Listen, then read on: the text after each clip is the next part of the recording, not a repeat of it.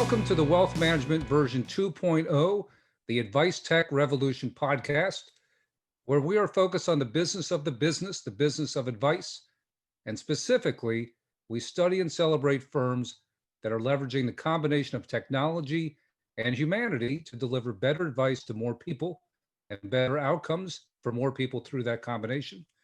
I'm joined by a special guest today, Vance Barse, someone, I think, Vance, I've only met you in real life once, but Vance has become one of my favorite social media friends. And I'm going to go old school here, we even speak on the phone now and then. But for meeting Vance just that one time, and I think it was a T3 after party in San Diego, where you are today. At the beginning of the year, back when we actually got together in person, one of the last hurrahs. And at that party, we went pretty deep. You'll find there's no superficial encounters with Vance. And I found him to be a kindred spirit, someone who embodies many of the ideals and best practices I believe in when it comes to the advice business and acting as a fiduciary. In fact, he named his financial planning firm Your Dedicated Fiduciary. And we'll get into that. Vance has had an interesting journey that's given him, I think, a unique perspective on the business, and how it led him to set up the practice the way he did, how he wants to engage clients, which clients he wants to serve based on his particular set of skills. So, Vance, welcome. And I'll begin with you the way I begin with everyone on the podcast. Vance, tell our listeners, tell our viewers your origin story. Well, Gavin, thank you very much, first and foremost, for having me on as a guest. I really appreciate it because I know that originally you were going to have Jerome Powell, also known as JPO, as a guest today, but he couldn't make it. And I was happy to serve as backup. The origin story. Back in 2006, I remember seeing a bunch of mortgage brokers driving around La Jolla and thinking, how is it that they are doing so well? And some intellectual curiosity on my part was such that my then boss introduced me to a gentleman named John Sunt, who founded a company called Altegris. And now typically when I talk about Altegris, I get one of two reactions. I either get who or I totally remember Altegris. So my then boss introduced me to John Sunt and said, this young man, I think would be really well suited for your firm. And I interviewed, and for those that might not know, Altegris was a platform of feeder funds into names such as John Paulson, SAC Capital, Brevin Howard, Winton Capital, Citadel, and a number of others. So here I find myself getting a job at Altegris Investments to very specifically consult financial advisors all around the country on how to use those institutional names in the broader context of the portfolios for their accredited and qualified clients. And little did I realize what was about to happen, which was the Great Recession that we all remember oh so well. And the firm then developed a suite of mutual funds, and I very quickly found myself traveling the country all over and eventually covering the Southeast for Altegris. And I was very specifically going into family offices, RIAs, independent broker dealers, and of course, ultimately the wirehouses to advise the advisors on how to use these various alternative investments that were approved on their platforms. And I did that for almost a decade. And then a few family events happened, and I decided to resign from that career and go spend time with my grandmother, who had suffered a massive stroke and would never walk again. Not to start it off on a negative tone, right? It was all warm and fuzzy and all ended up being just fine. But when I decided to transition into this role, I wanted to found and create a financial planning and investment management firm that very specifically focused on filling in the planning gaps, Gavin, that I commonly saw left behind. Not all the time, right? There's some really great wealth managers out there. There's some really sophisticated wealth managers out there.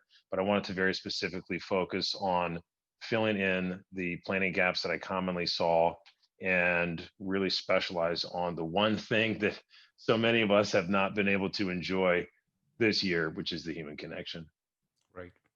So tell us more about your practice. How did you had a million options in terms of how to set it up, where to set it up with, um, RIA, hybrid, all those things. So based on the kind of practice you wanted to run, the kinds of clients you wanted to serve, and the services you wanted to provide, filling in those gaps that you talked about. Tell us about that. I really wanted to focus on advanced planning because I find it intellectually stimulating. I have an undergrad degree in glorified biology. It's neurobiology and neurophysiology. I spent the first 19 years of my adult life, anyway, wanting to be a neurosurgeon. And here I am, right? I guess there's still time, but Behavioral finance. I mean, this is that's right. neurosurgery for the financial advice business. That's right.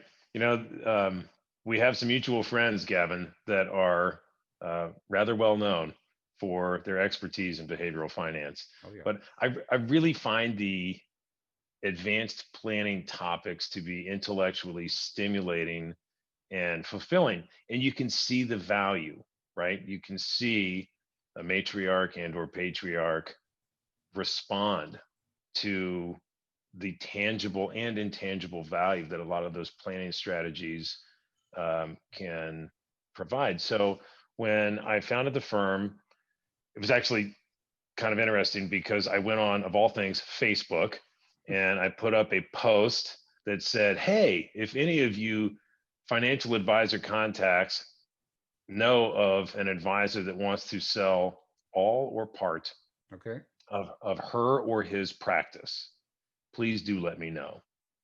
And they won. Wayne Bloom, the Mhm. Commonwealth Chief Executive Officer, reached out within minutes and he said, hey, listen, we've known you for a really long time. We know who you are. We think that you would be a fantastic fit for Commonwealth. And by the way, you meet none of our requirements, like literally zero, zero, like donut hole requirements at Commonwealth. But we think that you'll be able to build something. You'd be a great cultural fit. So I worked from my house the first couple years. It was pretty brutal because while I had extensive experience in consulting financial advisors at different intermediaries around the country, I really had not grasped the art and science of having the conversation with the investing public. Mhm. And I remember immersing myself deeply in advanced planning studies, case studies, and just reading everything that I possibly could and absorbing as much information as I possibly could because I really wanted to focus again on filling in those planning gaps. So then a light bulb went off in my head and I went, you know, maybe there's something different with a model that does not require clients or potential clients to move assets to me.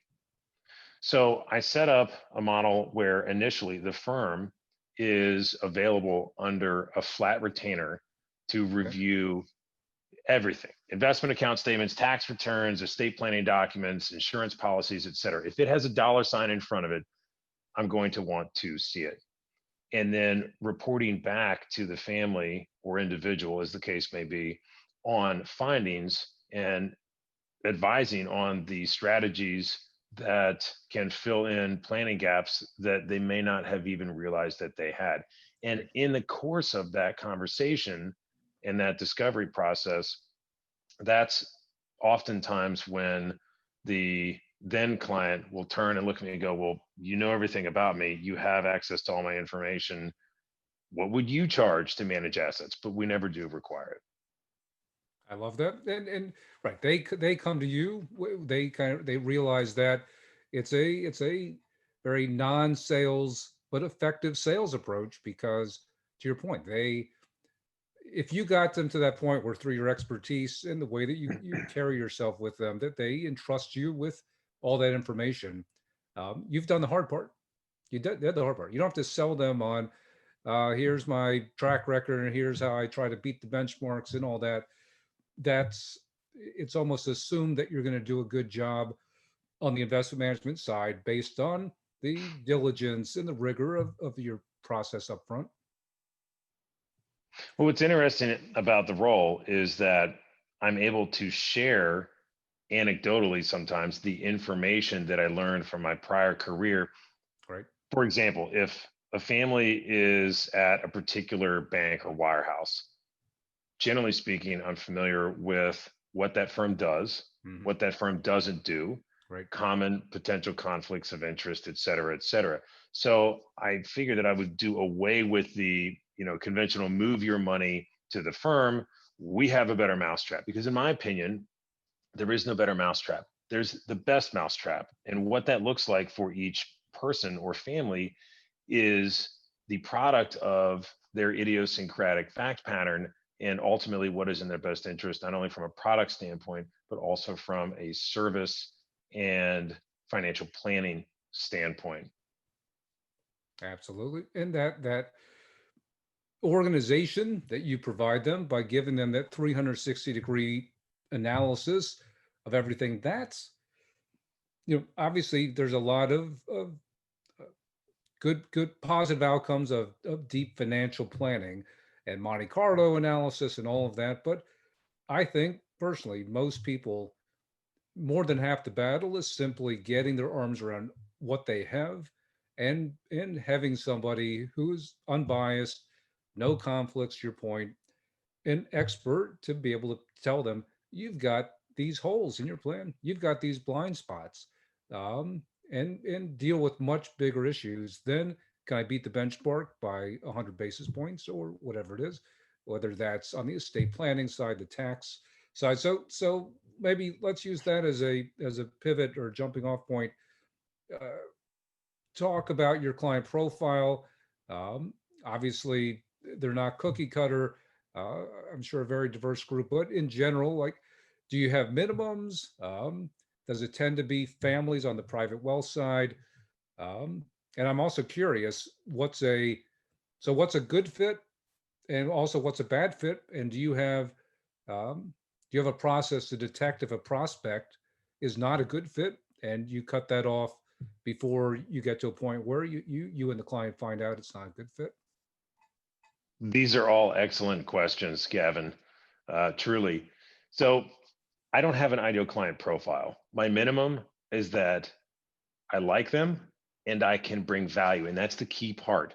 I don't want to simply either charge a flat fee or have assets here in the absence of presenting value. And there might be people watching this going, okay, Vince. Like, no, really, like, why would I go from house A to house B in the absence of being able to implement value that they aren't currently getting? And the answer would arguably be for compensation, but on a moral and ethical and humanitarian level, I just don't see any fulfillment in that as a person. And I'm an absolutely open book. In my former career, I was once accused by someone in a condescending way of wearing my heart on my sleeve. And I thought, you know what? You're taking that as a criticism, or at least criticizing me for it. But I'm going to switch that, right? And when I switched roles, I was able to position myself appropriately with clients to get into the warm and fuzzy and to really understand them, their families, what makes them tick, family politics. Is Teddy going back to rehab? Is there a favored, adult child? This is life, right? Like 2020 showed up, knocked on the door, and went, "Hey, remember me? I'm reality, and I'm here." And I think people are very keenly aware of that. But the minimum is that I like them and that the firm can bring value to them, particularly in ways that they're not getting now. In terms of client profiles, we have clients that might have $1 million in investable assets, and then there are clients that have double-digit millions. Typically, they come from what I call the banking blender. They have their SMA of equity portfolio or the lineup of conventional A share mutual funds that have been flipped to institutional mutual funds and qualified and non qualified accounts. They have had planning, but there's actually no tangible financial plan. The advisor typically has not open the tax returns in the meeting to very specifically show key information that should, in my opinion, be driving the planning process. Very seldom does their former advisor have a history of working alongside of the CPA and or estate planning attorney, uh, things of that nature. And some families have more complex planning needs than others. And the planning, as you shared, is not boilerplate and is very customized, again, to reflect the true needs of that family's profile. An ideal client profile is someone that we enjoy serving. I shared with you in our last phone call that I call clients on Thanksgiving, and people either go, "Yeah, right," or they go, "Really?" And it's real. I'll pick up the phone and I will call them to remind them that it's the day of gratitude, right? And we're lucky to be in the position that we are in their lives. And we enjoy being the right hand financial consultant for dollar sign related decisions. Um, and that's it. Now, when you told me that anecdote, um, that one little thing kind of told me everything I think I needed to know about you. That um, you're doing what everyone talks about wanting to do to go deeper and really build a connection with the families that we serve and take it beyond just the scientific part of, oh, can I create a plan and can I show you how much you need to save, and maybe there's a better way to to asset locate, and all those things that are important, but they're kind of table stakes. You do the part that's hard to teach. It's authentic in you. Back to the comment someone made about wearing your heart on your sleeve. You're bringing your, it's a cliche too, but you're bringing your authentic self to your relationships, and that's either gonna jive with people or it's not. But that's, in many ways, that's going to lead you to relationships that where you're a good fit, and the people that that's not their thing, you'll know that, and you won't waste time with folks like that. Well, you asked a few other questions, and I would like to get to those. Please. So you asked if there are questions asked during discovery that help identify if someone is not a good fit. Mhm. Typical questions that I hear, which tell me that either their expectations are too high or they're new to the process, are, what are your thoughts on Bitcoin? And I'm like, well, in terms of cryptocurrency, and compliance is going to see this, I have no thoughts, right? But there's a lot of information out there. Can you consistently outperform the S&P? And my standard response is, if you can show me an active manager that has consistently outperformed, the S&P over a 10 plus year period, I will show you oceanfront property in the state of West Virginia. Number three, what are your fees? Like what fees? Like you rolled up in $180,000 Maserati. I don't think fees are the issue here. I think that ultimately what you're asking is, what value am I going to provide, and what is the ultimate cost? Because let's be real, if fees were an issue, then Neiman Marcus and Bentley would not be in existence, right? It's not an issue of fees, it's an issue of perception of value. And And there are a very few. successful, say, professionals in other fields, doctors, right? You're not, you go to a world-class doctor, you're not going to sit there and say, well, how much is this again? If they're delivering a service, if they're gonna save your life, in this case your financial life, you're not quibbling over. You want the value. I mean, you mentioned cost. To me, it's value. You want to feel like I'm gonna, the return on my investment, whatever that um, is well in excess of that cost. And another thing that I talk about, Gavin, is their experience, right?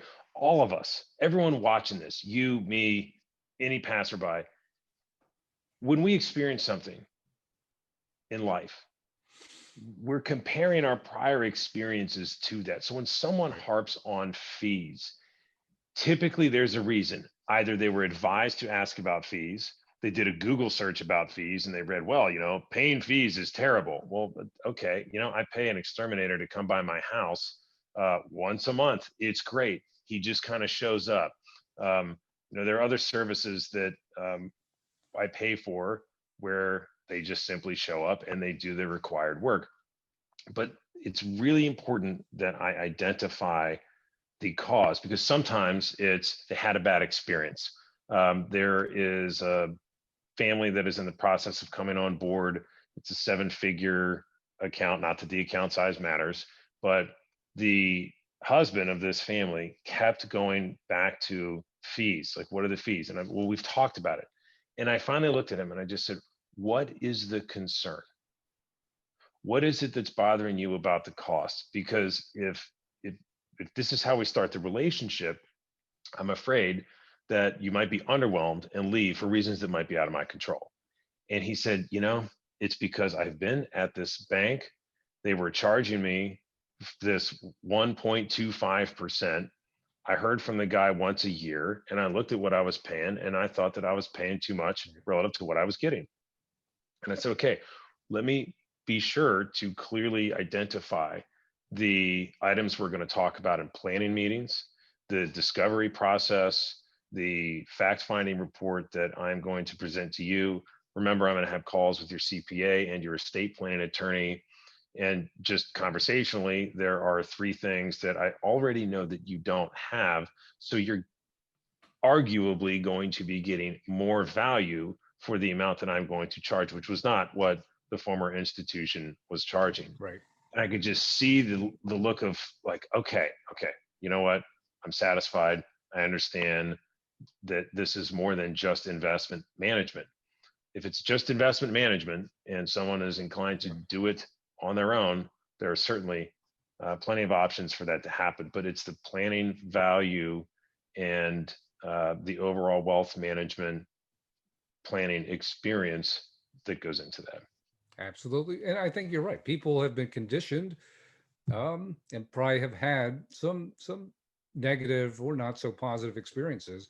And you have to educate them on what it is that you do, because the impression they might have of financial advisors and financial advice might be very different, and likely is very different than what you bring to it.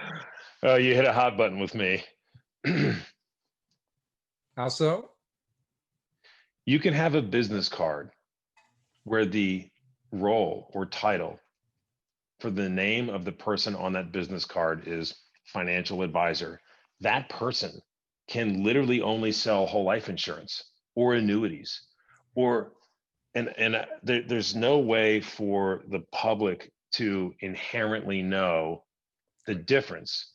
And it's really caveat emptor. It's buyer beware.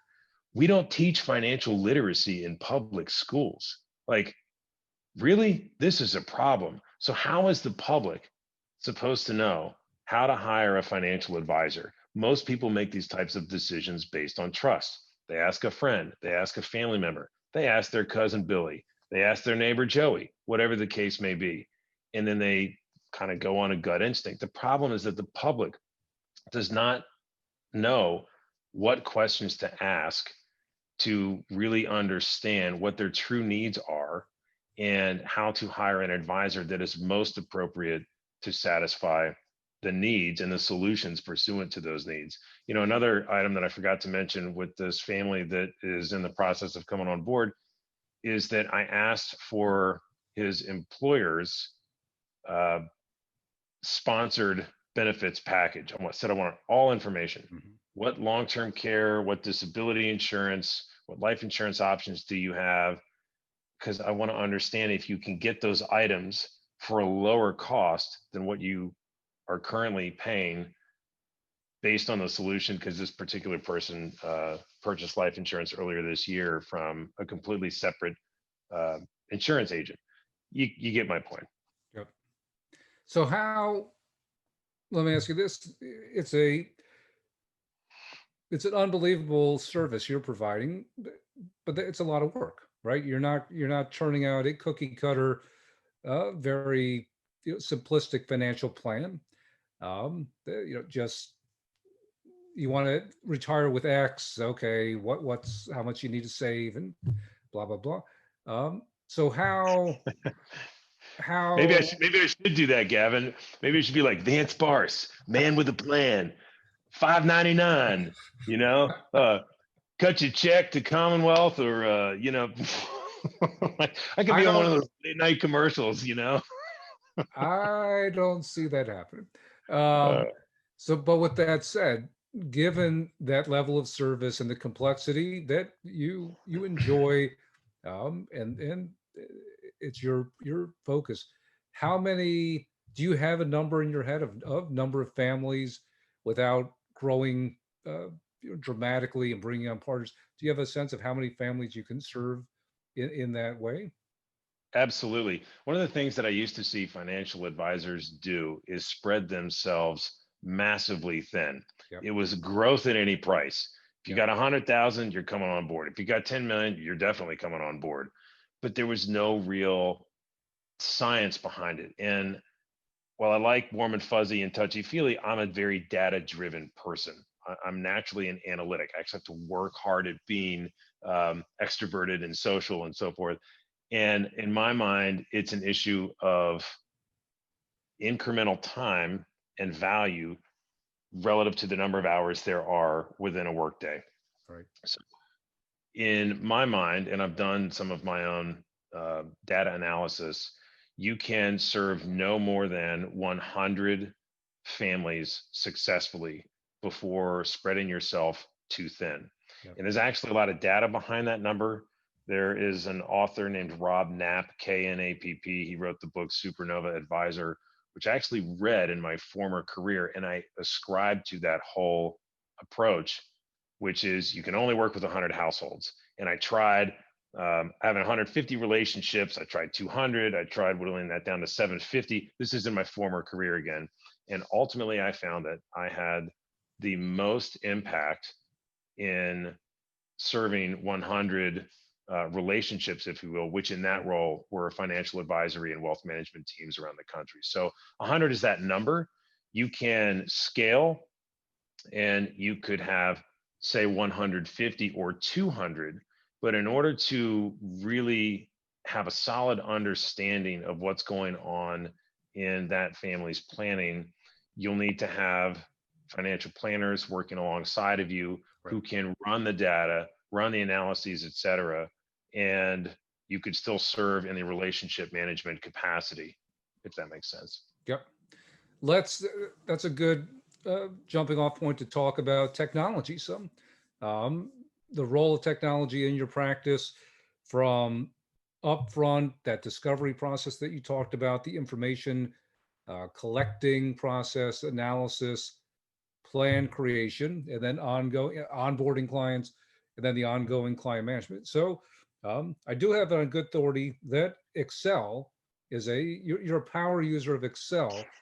So, and there's nothing wrong with that. Excel might be one of the best softwares of all time. But talk about your tech stack and the role that it plays in serving your clients and scaling your business.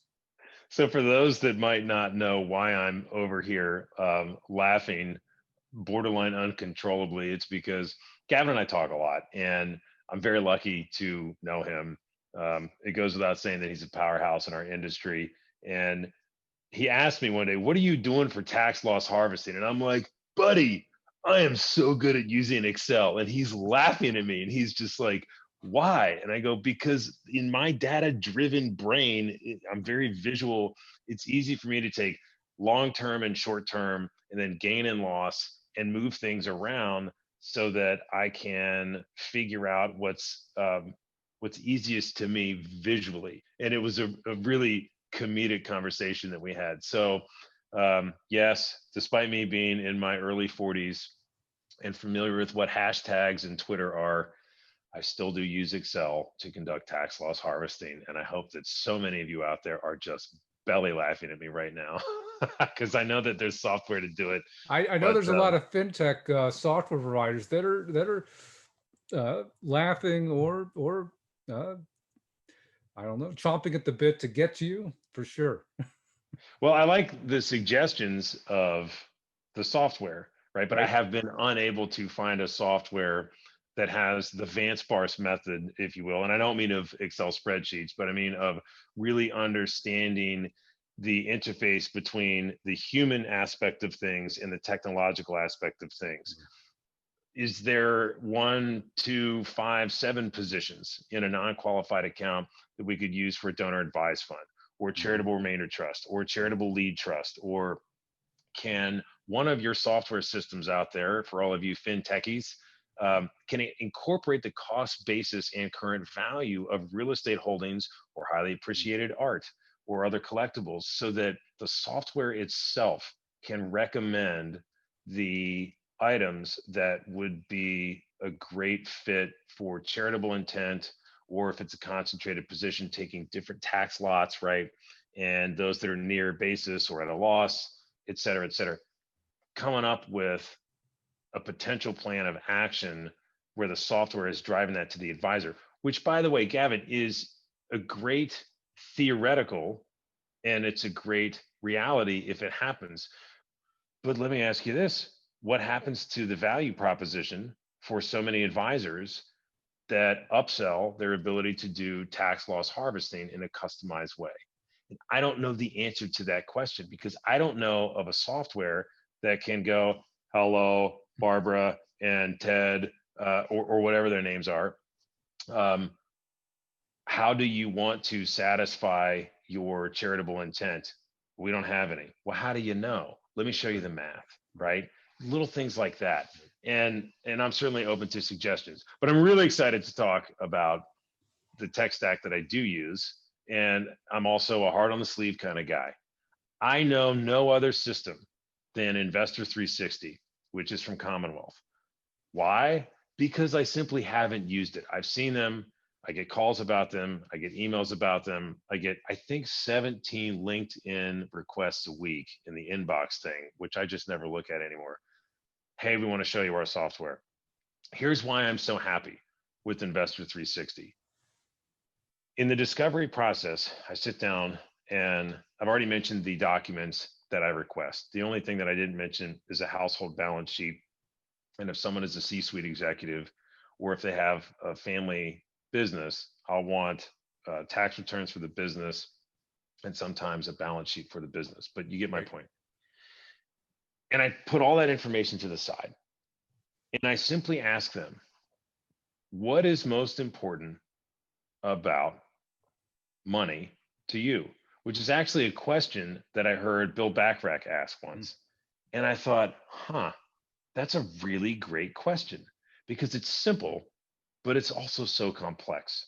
And it's the jumping off point. And I don't always ask that question, but I ask a series of questions that really gets into the core of who the person is and who the couple are and what's most important to the family.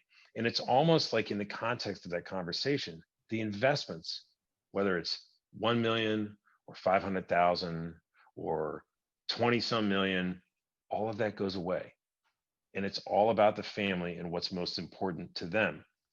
And sometimes the conversations almost become allegorical, because we talk about what does it mean to be a member of the family? Have you ever had a family heritage statement? Have you ever actually documented what's most important from a core value standpoint to the family? Et cetera, et cetera. So then all of the documents are uploaded to Investor 360.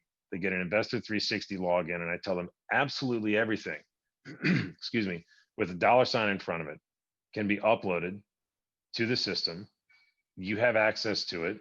Outside accounts like your 401k accounts, if you have very highly concentrated stock positions, all of that data is linked. Literally, it's all right there in one pretty window, so that they can have a snapshot of all things $ related. And in addition to that, they are able to upload their estate planning documents, which is helpful for me, because I can see, for example, they might have a will, they might have a trust, but they might not have a pulse, or they might not have medical directives, or they might not have the appropriate powers of attorney that they might need. I'm not an estate planning attorney, by the way, so this is not legal advice. Insert all disclaimers here, but it helps me plan better. And all of those documents including tax returns and so forth, can be uploaded. And sometimes clients will find value in uploading copies of their passport or their Right. driver's license, for example, because what if they're traveling in Europe and they lose their passport? How are they going to have a copy? Well, Yep. they can go on and they can print it out, and the rest of that story. So my familiarity with the broader technological landscape, and I love the stuff that you put out, because there's so many companies that have all these great different fintech solutions. My knowledge of that landscape is limited. My love for Investor 360 is quite strong because I know the system, and every possible thing that I need at my fingertips is right there. Yeah, they've done all the heavy lifting for you, the integration, the capabilities, and so you're saying Investor 360. I know it as Advisor 360. So is the Investor 360 the client portal side, and then all the tools you use to manage your practice and trade and rebalance? That's the Advisor 360 part. Am I using Yes. the okay? Yep. Excellent. And you Any talk about portfolios, like everything is in there. I come up with the custom portfolios, and it's just I love the tech that I have. fascinating? Any is there any tech or tool or even just an engagement practice that you have found actually helps your clients follow your advice and achieve better outcomes? Because ultimately that's what matters. You can come up with the best plan in the world, mathematically precise, Monte Carlo up the wazoo, and that's a technical term. But if the client doesn't do what they need to do, I didn't get that one past you. If they don't do what they need to do, what you've counseled them to do, to save more, to save smarter, to spend less, to set up the estate plan, none of the stuff you did on the front end matters. So any thoughts around that in terms of actually getting them to follow through on advice over time? Well, at the core of the service model is technology. And I do that for two reasons. One, because I want clients to become familiar with the capabilities of the technology and demonstrate in meetings very specifically how I can bring up, for example, the estate planning documents. And we don't have to go through a bunch of paper. And it gets them familiar with the value add, if I can use that term, which is one that I generally don't like, because whenever a wholesaler calls, they want to talk to you about our value add. No, that's okay. That's like I've got a bugaboo about talking about financial planning. It's the same thing. Like if you have value add, don't talk about it being value add, just deliver the Just value. Same with financial planning. right. Don't talk to me about, oh, you do financial planning. Just do financial planning. That's right. Thank you. Yet again, on the same page.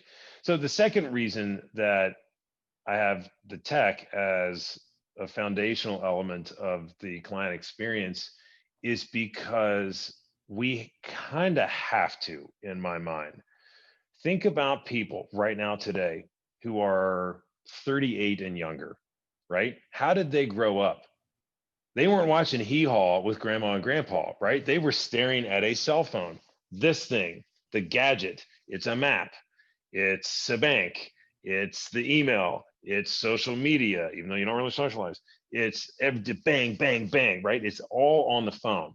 Yep. And I want to have the technology there and have the multiple generations served by the firm very familiar with the technology so that it's appealing to the family members that are on the right hand side of the age bell curve, Right. but it's also, I don't want to say necessary, but it's consistent with the user experience of those family members who are on the left hand side of the age bell curve.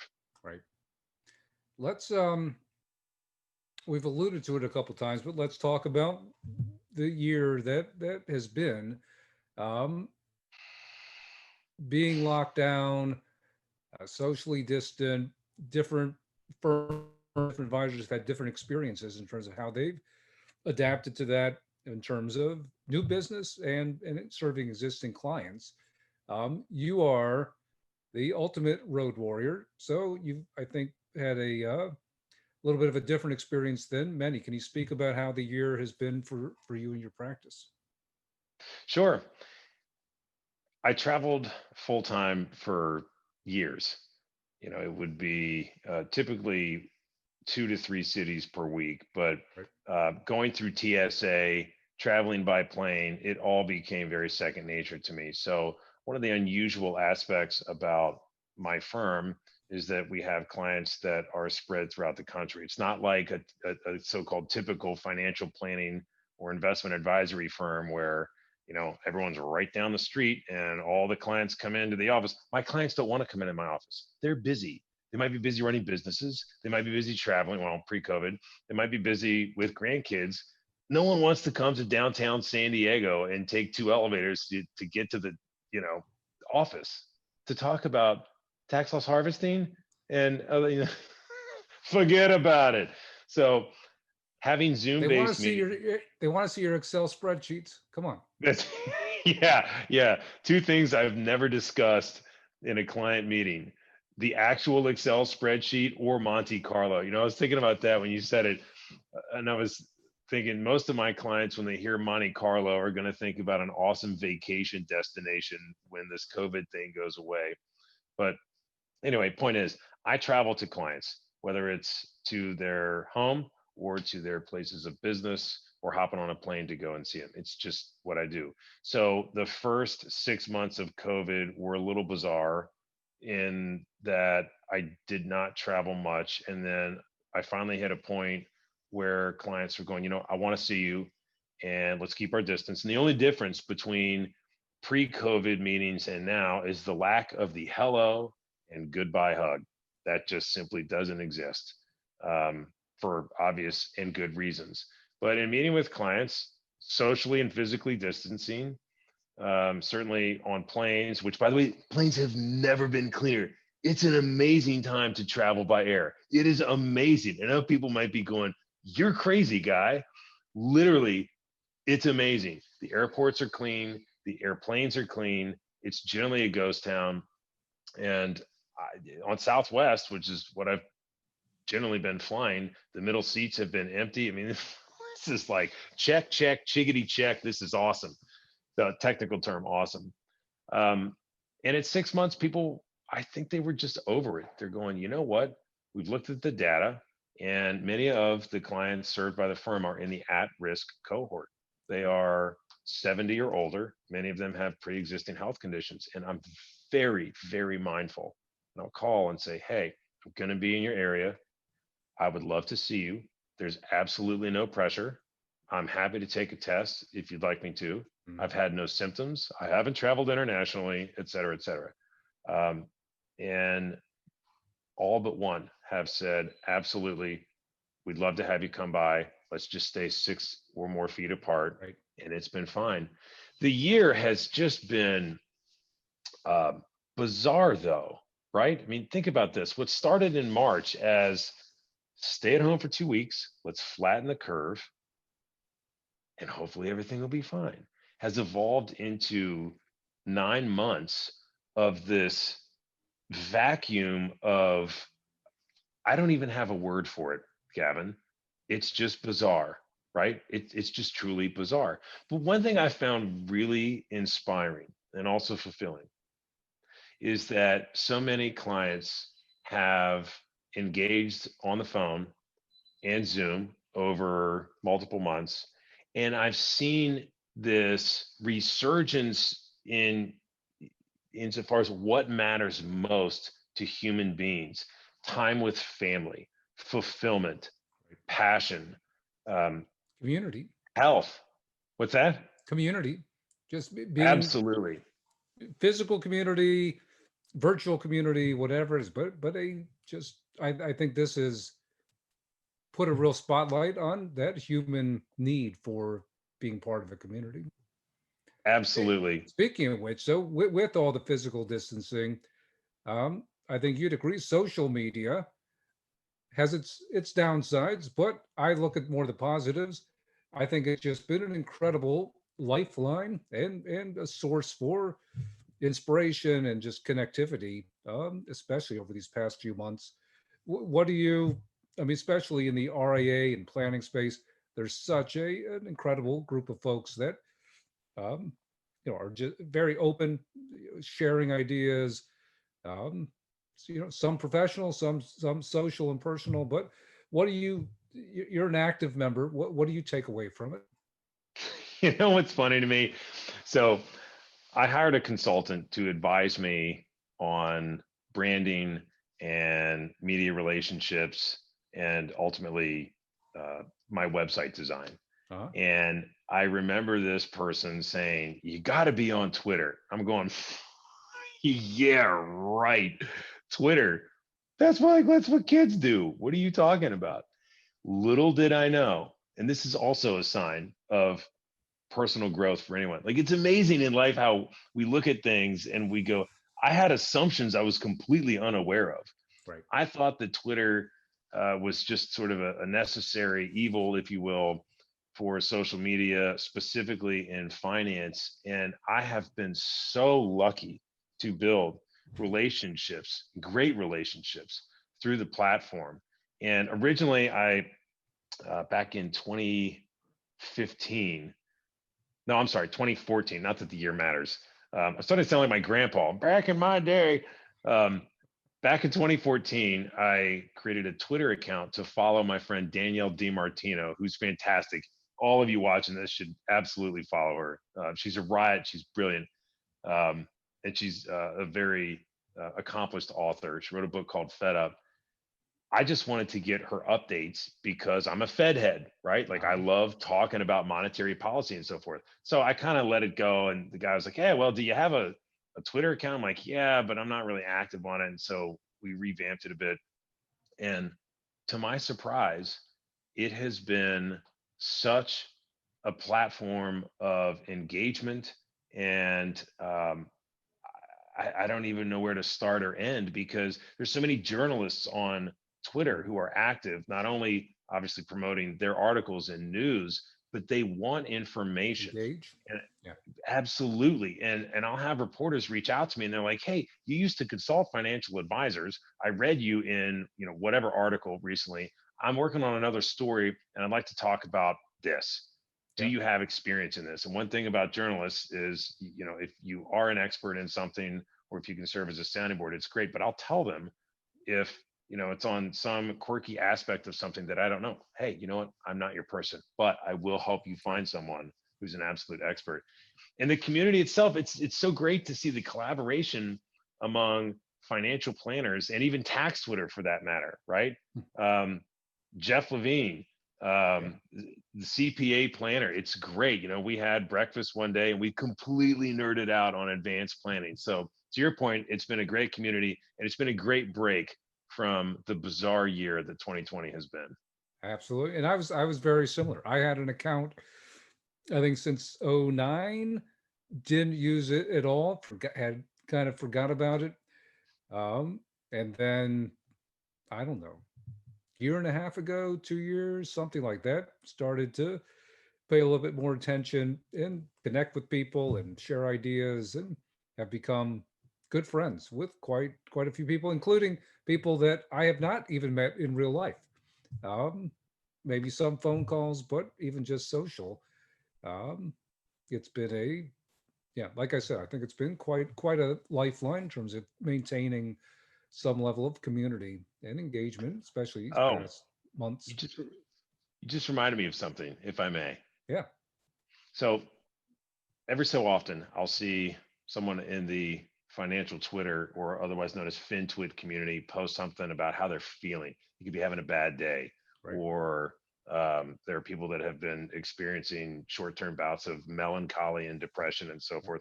Or there are some financial advisors that are new and they it's just a little tweet and they talk about their frustration.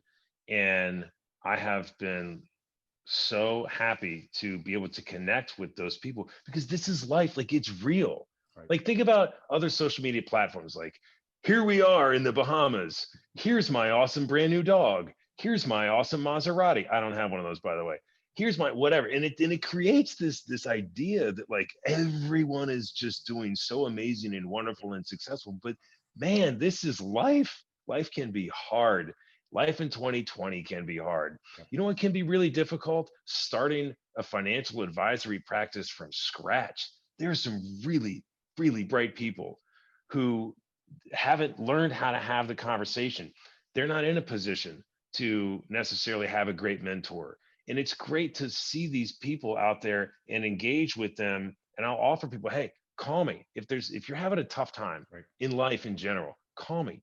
There are 5 people with whom I have spoken in the last 6 months. And I'm not sharing that to be like, hey, this is great. I feel amazing. Because it's just life. Like I feel like it's part of the community. It's what we should be doing because Yeah. what we're going through right now is truly bizarre, right? And Yeah. I think it's great when I look back over periods of my career when I've had excellent mentorship. I want opportunities to provide mentorship to folks to say, hey, you know what? Here's a mistake that I made. Definitely don't do that, right? Or here's something that worked for me. You should do this sooner than I learned how to do it because it builds the collective good. Yeah. And there's such a, I find in this community, there's such a philosophy of abundance versus scarcity. Not like, oh, I'm in competition. I'm going to keep everything close to the vest. Sharing, and to your point, Vance, sharing the realities, right? Every day is not sunshine. Everything doesn't always work. And people having each other's backs, and really, and it being a vehicle for improving our industry, which is one of the things I want to talk to you about. Is um, there's so much work that still needs to be done to make our industry more inclusive in terms, really, in a couple ways, in terms of the clients that we serve, um, giving access to advice and solutions to more people. It's been very concentrated, obviously, for the longest time, but also in the composition of our firms. Um, it's hard to do the first if you're not doing the second, and having people in our firms and in our industry that look like America, and understand people at different stages and what their needs might be. So, making the connection to social media, there's been just some incredible voices, for pushing that envelope forward and pushing the industry forward, not always comfortably, but in a meaningful way. Any thoughts, or perspectives around that? Absolutely. How much time do we have, Gavin? I No one. remember when That's the beauty here. No one's giving us the hook. I remember when I started at Altegris, and there was this person there who was, let's just say, not nice, right? I didn't come from a country club background. I didn't have that life, right? And this person made me very acutely aware that I had gotten in barely, just barely, because I had read the right books and knew just enough to answer some key questions in the interview, or so I thought. And I remember later thinking back on this and going, it was my polite persistence to get that job. And I'm only bringing that up because um, there's there's a lot that this industry can do to better itself, and I don't mean just the fiduciary standard or having the equivalent of the Hippocratic Oath in financial services, but we hear a lot on social media and at industry conferences about diversity and inclusion. And here's my ask for the industry: like, as all of us talk about it, what are each of us individually doing to be about it? Sonia Dreisler is a fantastic friend. I encourage everybody to follow her on social media. I think about all of the um, privileges that are often available through any successful business, and we happen to be in the industry of financial services. So, very specifically, what do each of us do to give back and to advance others within the industry? And those are two separate things. And one of the passions that I have is financial literacy. And there's a group in San Diego called Just in Time Foster Youth. So these kids, if you will, have come up through the foster system and they're about to transition into adulthood. And guess what? Financial literacy, as I shared earlier, is not taught in schools. And so here you have these young adults who have grown up in the foster system about to transition into retirement. You know what they get? They get a ton of credit card applications and solicitations in the mail. Come on, right? What's the difference between good and bad debt? And the questions go on from there, right? So I encourage financial advisors. Doesn't matter your age, it doesn't matter your so-called success, and it's all relative. Like literally, it's all relative. What are you doing to specifically give back? And one of the things that we look for in hiring are those types of stories. So many jobs in the world, not just our industry, but in the world, are created because of who you know and the network that you have. Right. Well, there are a lot of people out there that don't have the network because of their background.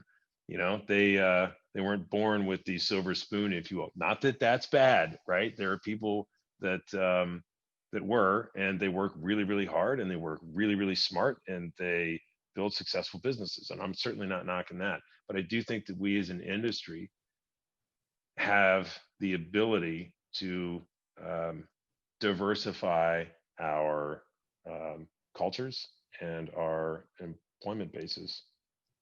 Absolutely. And there's lots of data now that shows it's not just the right thing to do. It's good business. It's absolutely good business. Businesses that are more diverse and truly inclusive, which is in some ways not that there's not more work to be done to make sure we've got diverse workforces, but that's not even half the battle. It's then how do you make sure everyone has a voice and everyone is heard, and it just benefits everybody. But it's all about, we talked about this the other day, it's all about being intentional. It's not just saying good things and hoping for the best and saying, okay, I'm supporting the cause, but how are you physically doing it? What steps can everybody take? A thought just occurred to me. I remember the first week that I was at the firm I mentioned, said person comes up to me and says, this is where people end their careers, not start their careers. This is the hedge fund universe, right? And you knew just enough to get your foot in the door. Now, I happened to be standing in the men's restroom, and I looked at this person and I said, when you walked in, I thought I smelled a turd and walked out. And that was the extent of the relationship. And I just thought, you know what, Vance, chin up, chest out, do a good job. And I remember being so thankful that I was able to convince Johnson to take a risk on me, because it changed the trajectory of my life and my career. I never woke up on a Tuesday and decided, you know what, I'm going to go consult financial advisors for a living, and I'm going to learn a whole bunch about them. And then some life events are going to happen, and I'm going to go ahead and start my own firm and focus on filling those planning gaps. Like, it just happened, right? But I was given opportunities. Luck helped, but hard work and determination also helped. And it's really great for those in the industry who are in positions to do the same. Give other people opportunities. Everyone, I look back at my life just like you, so many places where somebody took a chance, somebody opened up a door, and we need to do more of that. This has been awesome, Vance. I really enjoyed our conversation.